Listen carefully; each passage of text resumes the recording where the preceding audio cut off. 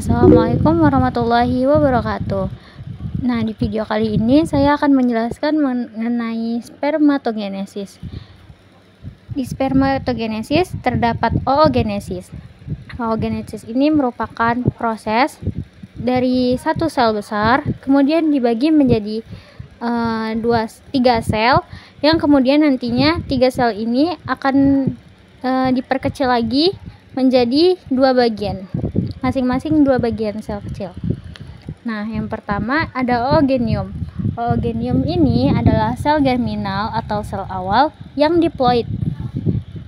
Nah, dia tuh berkembang di ovarium pada masa embrio. Sel ini mengalami mitosis berulang sehingga jumlahnya semakin bertambah. Kemudian setelah oogenium berubah menjadi proses mitosis menghasilkan oosit primer. Oosit primer itu adalah fase profase dari meiosis 1, tetapi kemudian bertahan di fase ini sehingga pubertas. Kemudian ada oosit sekunder. Oosit sekunder masuk ke meiosis 2. Pada saat ovulasi, oosit sekunder dilepaskan dari ovarium. Jika terjadi pembuahan oleh sperma, oosit sekunder akan melanjutkan proses meiosis 2. Nah, kemudian setelah oosit sekunder ini mengalami meiosis kedua, terbentuklah dua sel kecil, yaitu badan polar primer. Jika terjadi pembuahan, sehingga membentuk dua sel hiploid yang tidak sama besar, badan polar ini akan mati dan tidak berfungsi lebih lanjut. Kemudian setelah proses meiosis kedua yang di sebelah kiri ada ootit. Ootit ini berkembang di ovum atau sel telur yang matang. Proses diferensiasi ini menghasilkan ovum yang siap untuk mengalami pembuahan oleh sperma. Nah, ootit tadi menghasilkan ovum. Apa itu ovum? Ovum itu sel telur yang matang dan memiliki sitoplasma yang cukup untuk menyokong perkembangan awal embrio jika terjadi pembuahan. Nah, gabungan dari proses meiosis ini terbentuklah badan polar. Badan polar ini hasil pembelahan meiosis yang fungsinya untuk membuang materi genetik yang berlebihan yang akan tergenerasi dan kemudian akan mati. For your information, proses oogenesis menghasilkan satu ovum matang dan beberapa badan polar yang ukurannya kecil dan tidak berfungsi. Kemudian, proses spermatogenesis. Nah, di proses ini terdapat satu spermatogonium besar. Pengertian dari spermatogonium adalah sel induk di bagian tepi tubulus seminiferus kemudian membelah untuk memperbanyak diri dan mempertahankan stok sel induk. Nah, bagian ini disebut spermatosit primer dan spermatogonium. Kemudian spermatogonium melalui tahap mitosis yang akan menghasilkan spermatosit primer. Spermatosit primer penjelasannya, spermatogonium yang telah berkembang akan melewati tahap meiosis 1, yaitu spermatosit membelah menjadi dua spermatosit sekunder yang masing-masing punya jumlah kromosom dari spermatosit primer atau haploid. Spermatosit primer mengalami meiosis 1 yang membentuk dua kromosom, yaitu spermatosit sekunder. Spermatosit sekunder menghasilkan dua spermatid hiploid, sehingga dari satu spermatosit primer akan dihasilkan 4 spermatid haploid melalui tahap meiosis 2. Nah, si spermatid ini mengalami diferensiasi menjadi sel sperma atau spermatozoa yang dikenal sebagai spermigonesis yang mengubah bentuk, contohnya bentuk ekor, kondensasi inti, dan pembentukan alerosom yang fungsinya untuk penetrasi sel telur.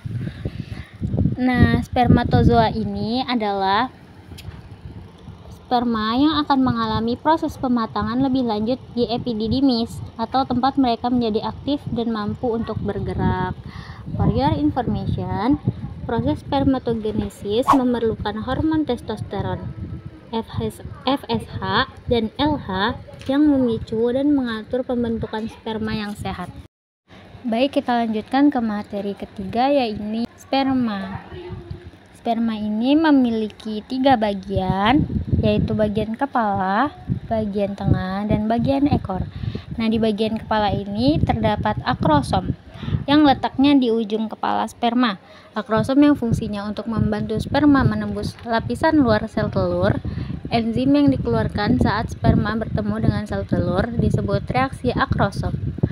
Nah, di sebelah akrosom terdapat nuklea yang bentuknya lumayan besar, terletak di dalam sperma yang mengandung materi genetik yang diwariskan kepada keturunannya.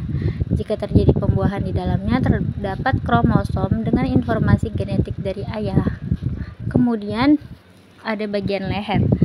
Bagian leher ini berada di antara kepala dan ekor, yang di dalamnya ada banyak mitokondria yang menghasilkan energi untuk pergerakan sperma.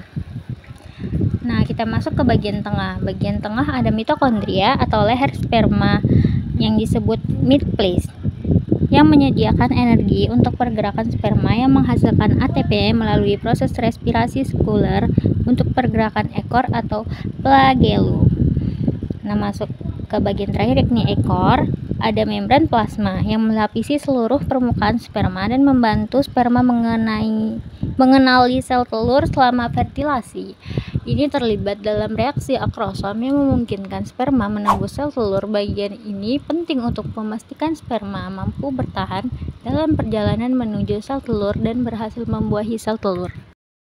Nah, yang terakhir ada ovum struktur.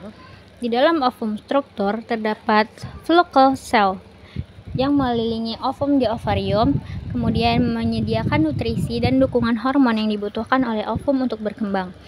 Selanjutnya ada corona radiata, yaitu yang berada di luar pelusida yang terdiri dari sel-sel dari folikel. Perannya melindungi ovum dan penyedia nutrisi sampai proses fertilasi dan membantu sperma dalam menemukan ovum saat fertilasi. Ketiga ada nukleus yang berada di dalam sitoplasma ovum yang mengandung setengah materi genetik haploid yang digabungkan dengan materi genetik dari sperma untuk membentuk zigot dengan kromosom yang tepat.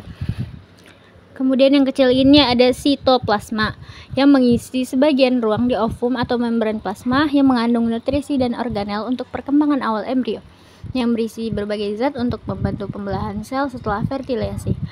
Kemudian ada zona pelusida di sekitar membran plasma ovum yang membentuk lapisan transparan yang menghubungkan sel telur yang melindungi ovum dan mencegah sperma dari spesies lain masuk ke ovum dan penting dalam proses kapasitasi sperma. Kemudian di tengah ini ada nukleus yang terletak di dalam inti sel atau nukleus ovum atau sel telur. Perannya penting dalam pembentukan protein dan membantu penyedia protein dan komponen penting yang dibutuhkan untuk perkembangan awal setelah fertilasi. Selanjutnya plasma membrana atau vitelline membrane, membran tipis yang membentuk saluran yang membungkus sel telur di zona pelusida yang menjaga struktur sel telur dan menjaga sperma saat fertilasi. Setelah satu sperma masuk, membran plasma berubah untuk mencegah sperma lain masuk. Terakhir ada perivital lune space yang letaknya di antara membran plasma ovum dan membran sel telur itu sendiri untuk perlindungan tambahan sel telur dan zona pelusida. Nah, fungsinya itu ketika